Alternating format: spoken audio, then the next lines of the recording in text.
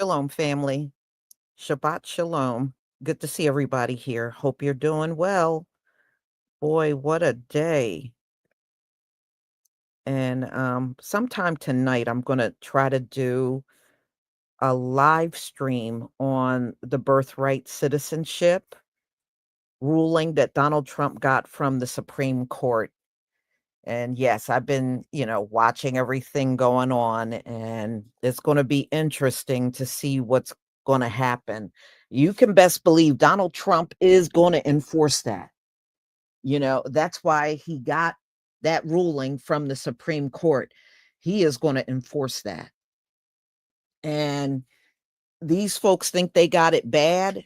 It's going to get far worse for them. You can best believe everything is going to intensify. So, we'll get in more detail about that tonight. And yes, Loretta, she loves getting my attention. I don't know why she's so clingy today, but she's exceptionally clingy. So, y'all, I hope many of you got a chance to hear the music that I posted. I've been working on that for a while. In fact, I was going to put it out a couple of months ago, but the reason why I didn't is because Big Levi had came out with his music, and I just kind of took a humble step back. I figure it was his time to shine at that moment because he was selling his book and he came out with that music, and I just didn't feel it was the appropriate time to come out with my music. So I didn't do it. I didn't want to I did not want to rain on his parade. I wanted him to, enjoy his moment. That was his time. So, everybody, let's get started. Let's get started. All right. All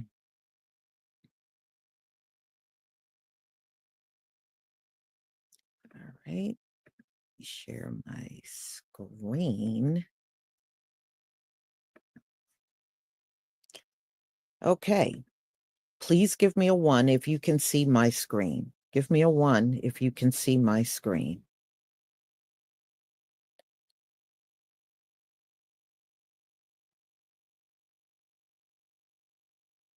Okay.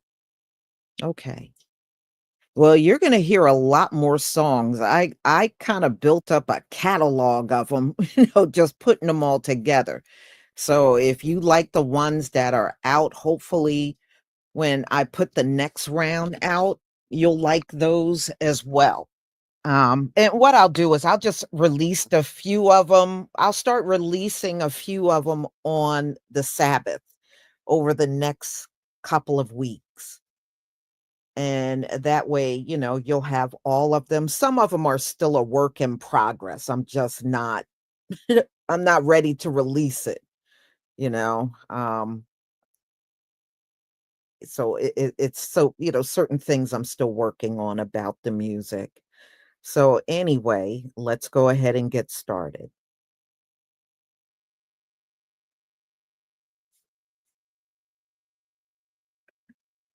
All right, praise Yah, Shabbat Shalom, Shabbat Shalom. Welcome. My name is Yadon Yasharal. I'm with my brother Kased Yasharal. Shabbat Shalom, Mark. How you doing? Hey, Shabbat Shalom, man. I'm doing well, praise God.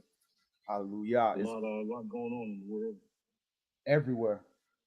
Anything specific in your region? Well, it's pretty much the same story with the Dutch government. Well, to be honest, the Dutch government, they're If I can make it they're loud. having kind of an issue with the government is basically falling apart, meaning that and this happens. It sounds worse than it is, but basically, the politicians can't agree on a course of action, so they have to reconvene at a later date to kind of reassemble a parliament of some sort. It's a bit different than the states. So like there's not just one person at the top. So I guess they got to reconfigure somehow. But basically, they're still supporting Ukraine. and I'm unsure about what exactly they're going to do with the Israel-Iran situation. Right. I have to check up on that, but that's where they're at now. Wow. Okay. I don't know what's going on, but for whatever reason, we're not streaming on YouTube.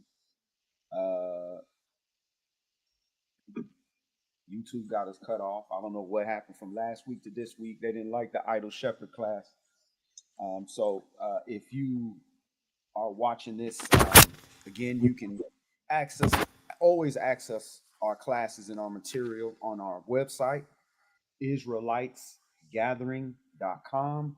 You can also access us at the application, whether you have Apple, you can get on the iOS, it's called Israelites Gathering, or if you have Android, you can get on the Play Store for free. Israelites Gathering, same thing. So definitely check us out.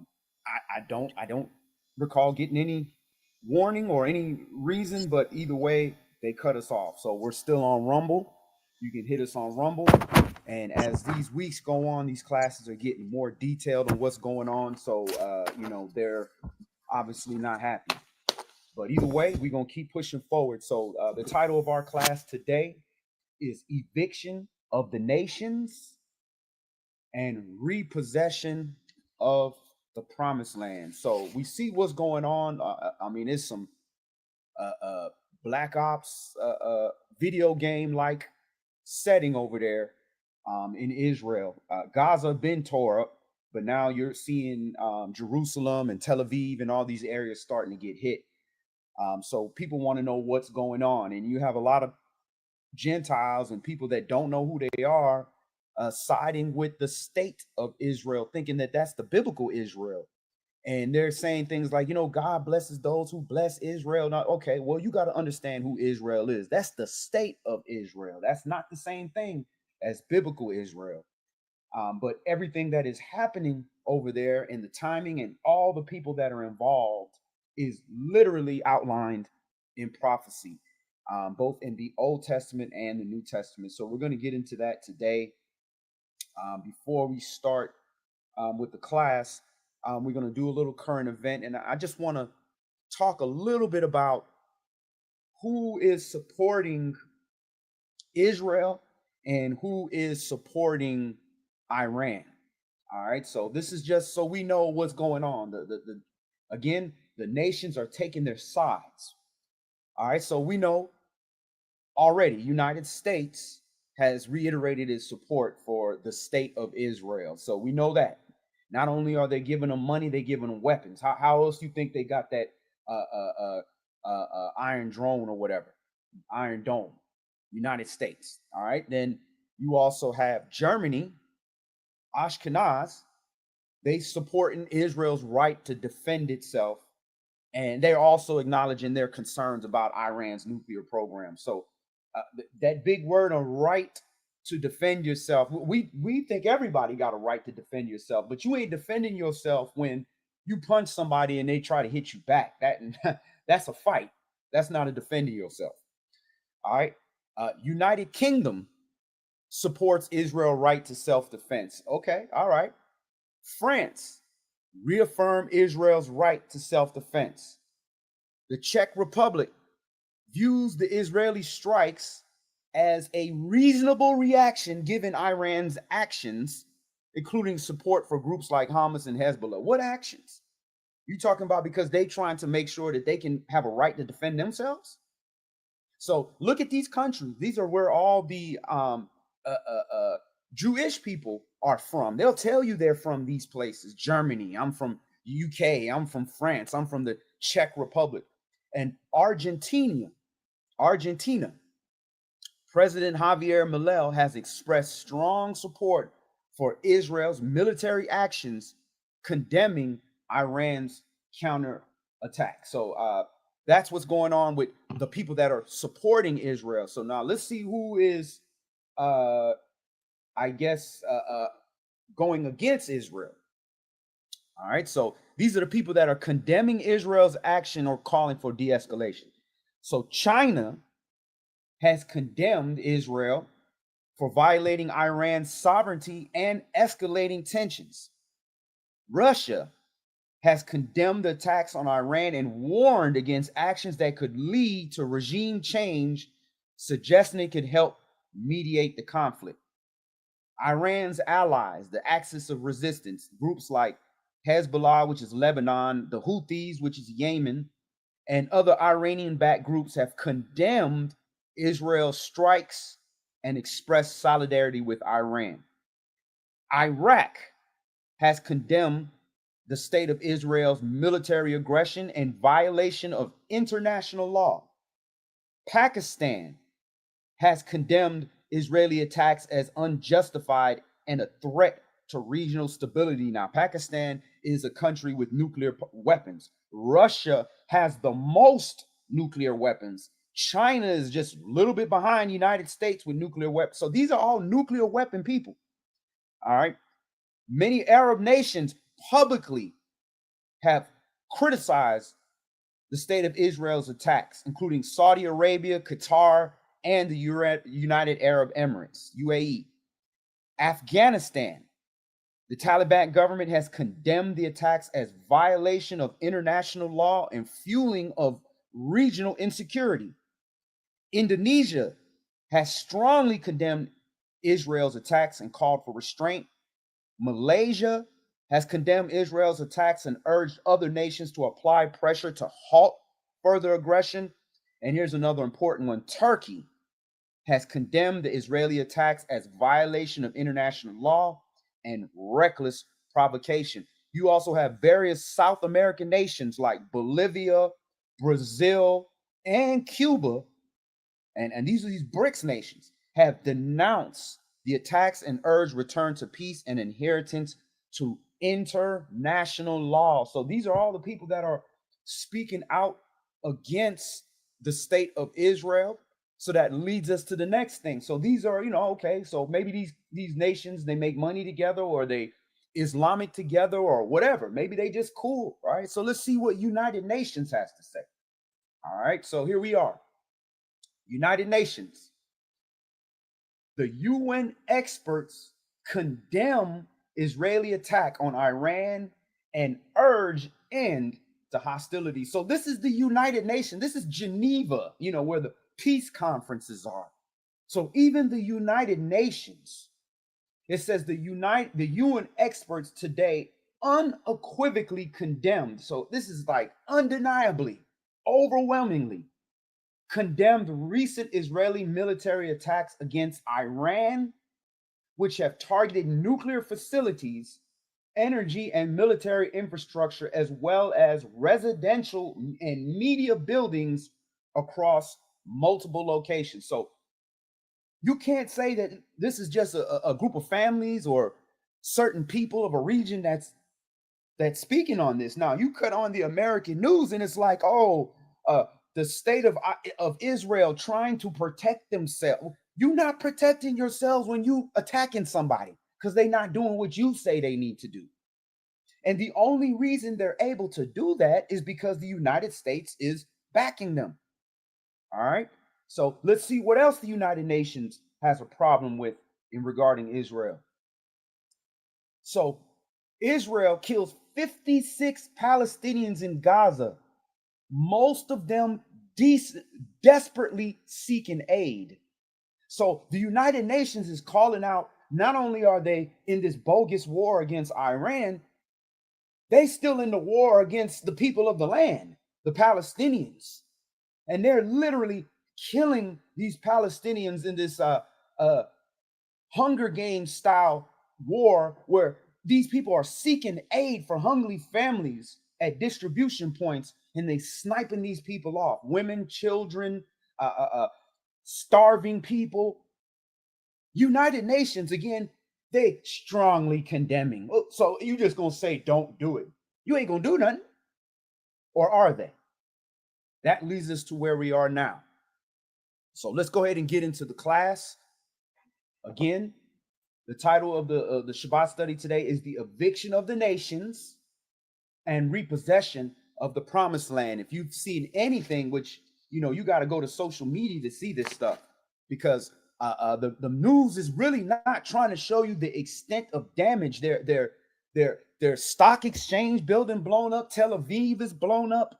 They just hit the Ministry of Defense. So there's a lot of damage going on over there. And like we talked about last week, you got this new white flight coming out of the state of Israel via Cyprus, going by boats. The state of Israel has locked the nation down, saying you can't leave.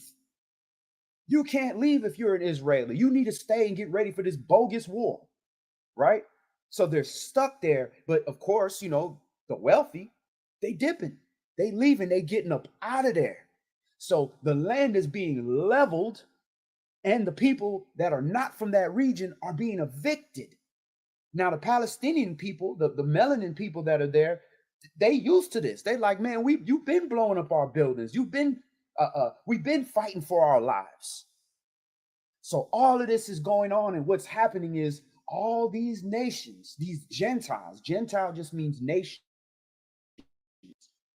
All these nations have been in our land, possessing our land for hundreds of years, hundreds and hundreds of years. When we got evicted, when Yah told us that we were going to get kicked out because we didn't do the things that Yah commanded of us, and now the land is being repossessed, and the way for us to enter back into the land is coming. So let's open up and let's first establish that we received our judgment. Let's open up in Bereshit, Genesis chapter 15. All right, so we're going to share the scripts. Give me a second to pull it up. We're going to go to Bereshit, Genesis chapter 15.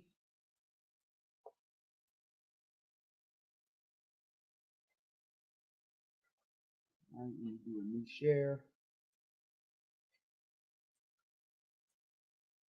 All right, Genesis chapter 15. And we're going to start that at verse 12. And Shabbat Shalom to my sister from another mister.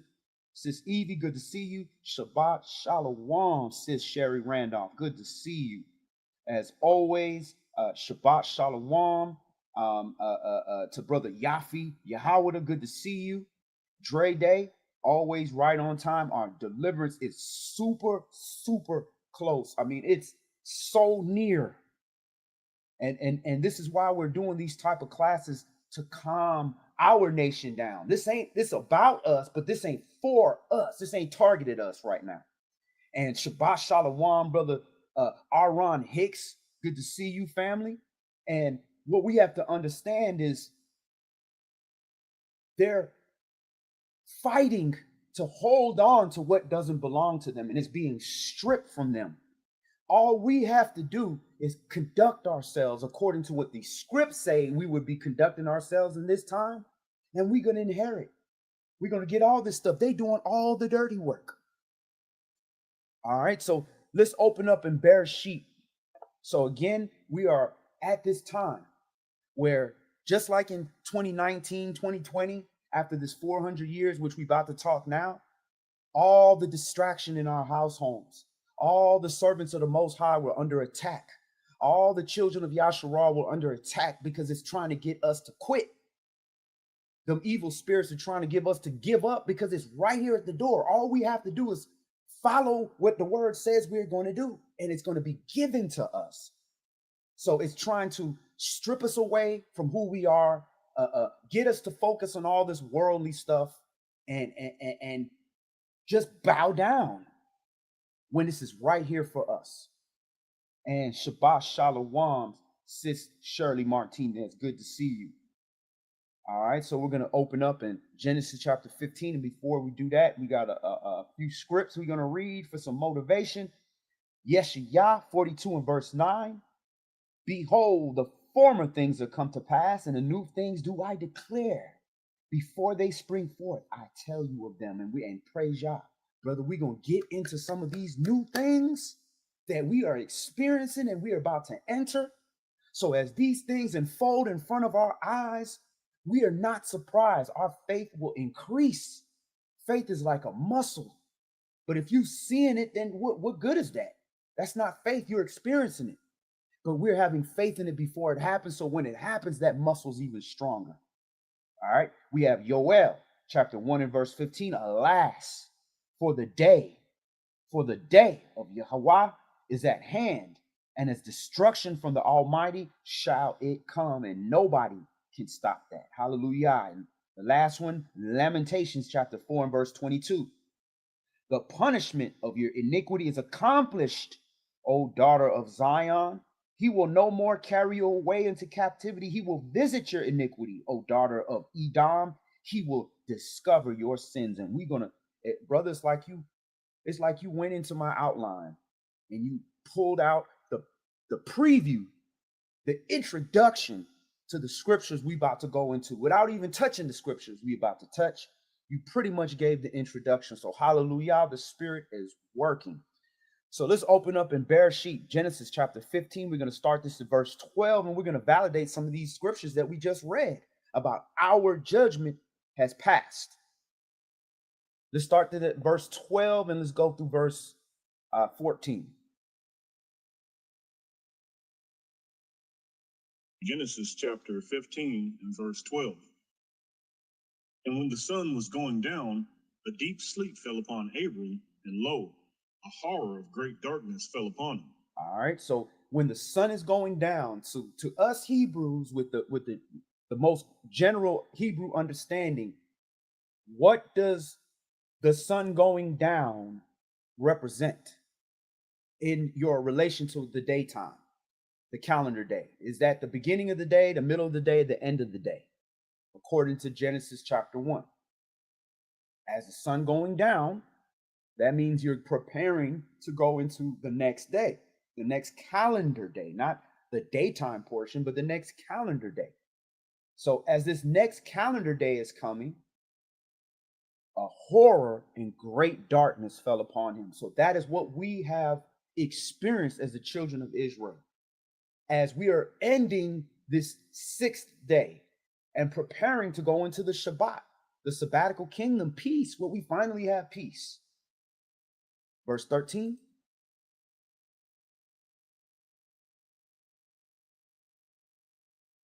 And he said unto Abram, know of a surety that your seed shall be a stranger in a land that is not theirs, and shall serve them, and they shall afflict them 400 years. All right, so know of a surety. So 100%, 1000%, like your boy DDG said, 1000% sure that this is going to happen. Your seed, Abraham's seed. Now, Abraham is the father of many nations, but not all nations. He's father of a branch of the Hebrew nations, not all of them, but a branch. Abraham, Isaac, and Jacob. So his seed is going to be a stranger in a land that's not theirs. All right. So the land that we went to, America, is not ours. The other Gentile nations where we were scattered to are not ours. Our nation is being possessed by Gentiles, by other nations right now.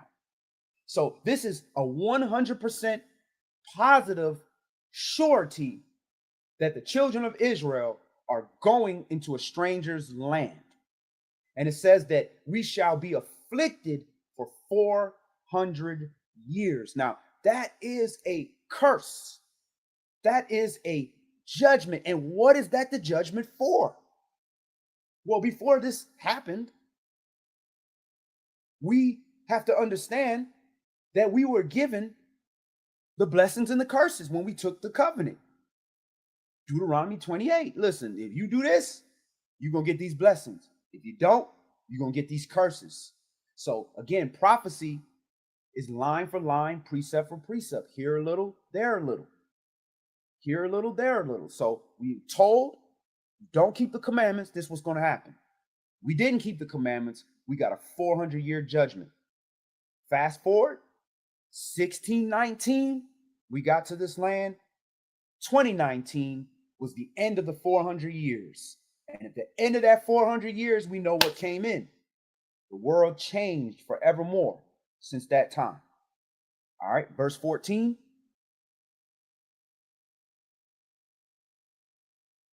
And also that nation whom they shall serve will I judge, and afterward they shall come out with great substance. All right, so we had our judgment. So now our judgment is over. 1619 to 2019, that's 400 years. Not the one we had in Egypt when we were in Goshen, which is literally on the other side of the Nile River, which is literally the inheritance of the children of Israel. That's not the 400-year captivity, because we were be strangers in a land that's not ours. That's our land. So at the end of the day, this 400 years happened here in America, 1619 to 2019. And how coincidental, our then president, which is our now president, Donald Trump, he did the House Resolution 1242, which literally said, commemorated the 400 years of our time here in the United States. So we had our judgment, okay? But just like any other judgment, when you get a sentence and you get, say, 10 years, when that 10 years is up, you don't just walk out, hey, I'm out. It ended 1 minute ago and you just walk out. No, it's a procedure. And during that procedure, while they're preparing you to leave and putting you in a halfway house and doing all different things, if you mess up during that procedure, you going back to jail. Or worse, you could lose your life. So at the end of the day, that's where we are at right now. We did our time. We are preparing to be released back into our land. But that will not happen out of order. Verse 14, and that nation whom you shall serve will I judge. That is what's happening now. The nation whom we served as bondmen, as slaves, is being judged. And when that judgment is finished, then we will come out with great substance.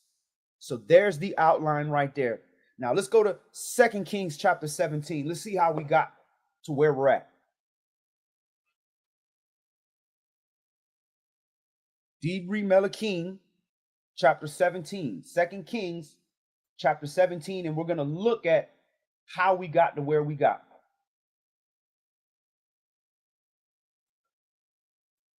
All right, because the people in the land, everybody talking about, God blesses those who blesses Israel. That's not us. We've been gone. That's not even our brothers from the northern region. They've been gone. Let's start this at verse 6.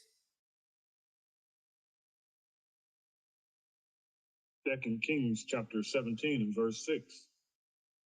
In the 9th year of Hoshea, the king of Assyria took Samaria and carried Yasharal away into Assyria and placed them in Halah and Habor by the river of Gozan and in the cities of the Medes. All right, so again, in the 9th year, the king of Assyria, which is literally the Syrians, they took northern Israel and carried them into Syria and the places around Syria, which is like Halah and Habor by the river of Gozan, which is like towards the Euphrates, and in the cities of the Medes. The Medes is Mayday. Mayday in the Bible. Mayday in the Bible, that's northwestern Iran. So this is where the same places the state of Israel is bombing. These are some of the places where our own people were displaced to and are still there to this day. Tamshi? Verse 7. For so it was that the children of Israel had sinned against Yahweh their Elohim, which had brought them up out of the land of Mizraim, from under the hand of Pharaoh, king of Mizraim, and feared other gods.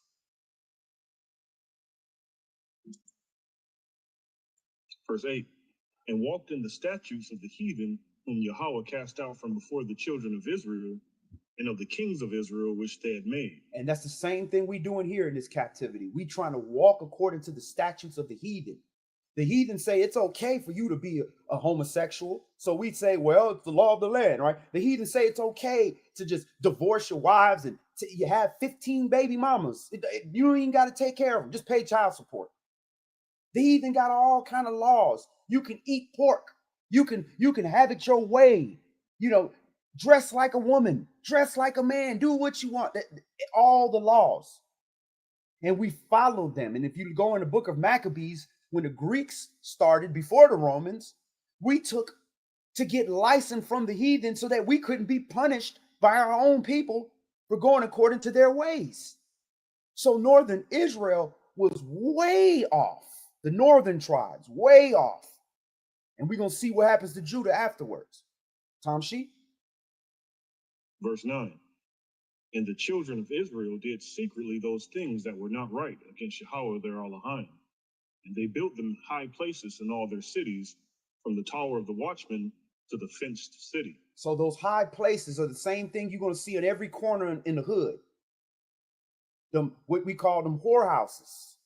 Them pagan churches that are not trying to teach the word of Yah, that are trying to fleece the flock, that are worshiping another entity. It's been here. This is just a different place. Verse 10. And they set them up images and groves in every high hill and under every green tree. So that's the evergreen tree, and that's them Asherah poles and those totem poles and all that stuff. The same thing that in that movie Sinners, when he went back and he saw his the grave of his of an individual. I ain't gonna tell if you haven't seen the movie. Went and saw the grave of an individual, and you see that totem pole, that Asherah pole sitting right there, thinking that that's closer to our culture, the African culture. Yeah, it's closer to the continent of Africa, but that's not our culture. These are the things that Yah spoke against. You ain't even supposed to have that near your house. This is literally by the house. Verse 11.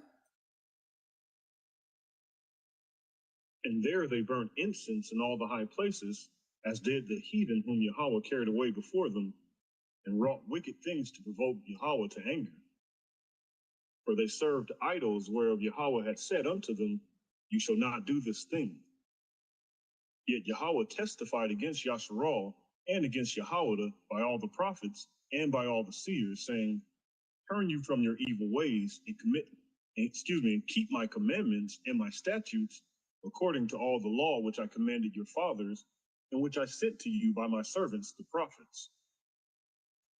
Notwithstanding, they would not hear, but hardened their necks, like to the neck of their fathers that did not believe in Yahweh their Elohim. Same thing as it is to this day, that we are stiff-necked people. And Shabbat Shalom, Elder Zahar, good to see you, family. And Shabbat Shalom, Sis Ariel Smith, good to see you as well. So we refuse to learn from the fall of our ancestors because we're empowered by these heathen nations to do what they do, but we're not getting the benefit that they get. And as soon as we do start to get the benefit that they get, the wickedness we had to do to get those type of levels of benefits, they gonna chew you out and spit you out like they do all our, like Bill Cosby and all that wickedness that was going on. They allowing them to do that. Look at P. Diddy and all these people. This is what happens. Go ahead. Verse 15. And they rejected his statutes and his covenant that he made with their fathers, and his testimonies which he testified against them. And they followed vanity and became vain, and went after the heathen that were round about them, concerning whom Yahweh had charged them that they should not do like them. And they left all the commandments of Yahweh their Elohim, and made them molten images, even 2 calves, and made a grove, and worshipped all the host of heaven, and served Baal. That's who you are serving when you go to Sunday church. That is what it's all built around, the sun god. They one of their biggest times was yesterday, the summer solstice, which is the longest day of the year. The sun was out in the highest point, which means it's covering the most of the earth for the longest period of time. Why is this the summer solstice such a big day? Because the earth is flat. And the higher you are up, it's just like if you hold your cell phone on a piece of paper on a table. If you hold it real close, it's going to light up a small piece of the paper. You hold it up real high, it's going to light up a bigger amount of the paper. This is the reason why your light ain't in the middle of your room. It's on the ceiling so it can cover more area. So that's what the solstice is. You got the longest at the highest point, and it's lighting up the earth for the longest period of time. They're sun worshipers. They're worshiping the return of the S-U-N, not the return of the S-O-N, who we're waiting on, Hamashiach. So they're turning and they're worshiping these pagan gods and provoking Yah to anger. So you think he just gonna, how long do you think a husband gonna let a wife come in here and continue to go against the rule of his home? Eventually he's gonna say, listen, I'm not dealing. Tom Sheep. Verse 17. And they caused their sons and their daughters to pass through the fire, and used divination and enchantments, and sold themselves to do evil in the sight of Yahweh, to provoke him to anger. Therefore Yahweh was very angry with Yasharal and removed them out of his sight. There was none left but the tribe of Yahweh to own them. All right, so again, the father is an example of mercy. He couldn't let Israel continue to do that to their own destruction till they killed themselves. So now Israel is being, Yah is removing himself and removing Israel out of his sight, where he cannot see the foolishness that they're doing in order to not have to completely cut off the northern tribes forever. So this is a mercy that he's given. He's showing an example of mercy that, hey, you might have to say, I got to move you out the way right now. I can't continue to watch you doing what you're doing because I'm going to have to judge this. I'm going to have to handle this.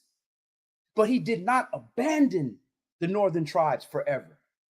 That's mercy. That's love. That's the measure that each husband is going to be held to, because that's the example of the covenant of the Most High. So he expelled the northern tribes, and it's none left but Judah only, the kingdom of Judah.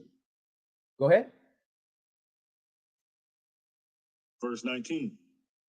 Also Judah kept not the commandments of Yahweh their Elohim, but walked in the statutes of Israel which they made.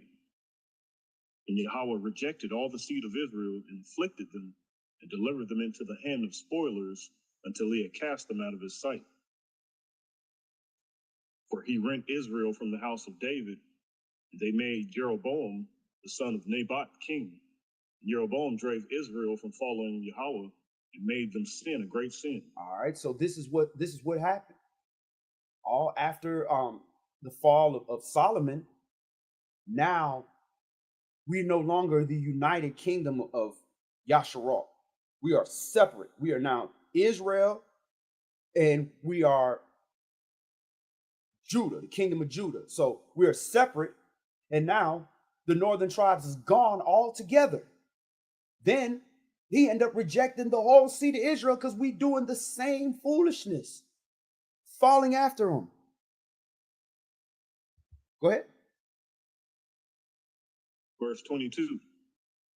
For the children of Israel walked in all the sins of Jeroboam, which he did, they departed not from them, until Yahweh removed Israel out of his sight, as he had said by all his servants the prophets. So was Israel carried away out of their own land to Assyria unto this day. So Assyria, into Syria, into Persia, Iran, Iraq, Arabia, all those areas, we were dispersed. That's where the northern tribes went. And see who they brought into our land. Verse 24. And the king of Assyria brought men from Babylon, and from Cutha, and from Ava, and from Hamath, and from Sepharvaim. And there you go. You've heard that term before, right? Sephardic. Sepharvaim is not even from the same branch as Abraham. These are Hebrews as far as they're Semites, but this is not from the same branch.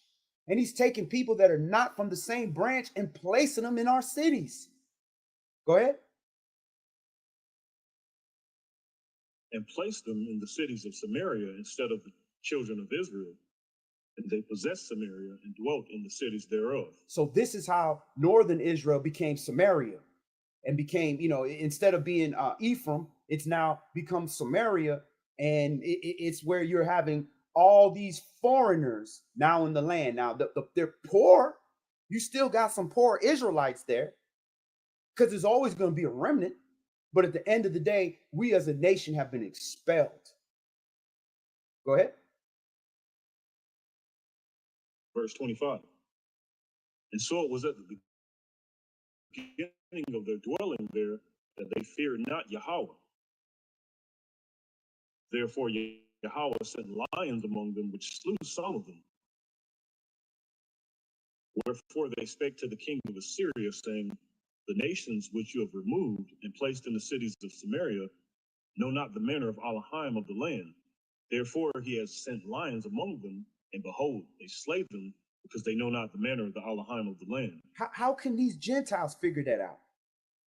Why could the Goyim and the nations figure this out and be able to say all these things and have enough sense to say, well, we need to learn the laws of the land. We need to learn the law of the God of the land. Because we know, yeah, we worship whatever pagan God we worship, but we know this land belongs to the God of Israel.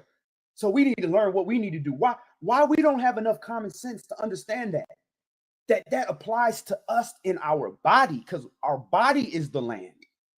We have to know the manner of this body, the children of Israel. We have to keep the commandments so we get these curses, the ones that we're living and the ones that we're ending right now. Verse 27. Then the king of Assyria commanded, saying, carry there one of the priests whom you brought from there, and let them go and dwell there, and let them teach them the manner of Elohim of the land. All right. Then one of the priests. So the king of Assyria said, go ahead and get some of the northern Israelites, priests, right? And let's have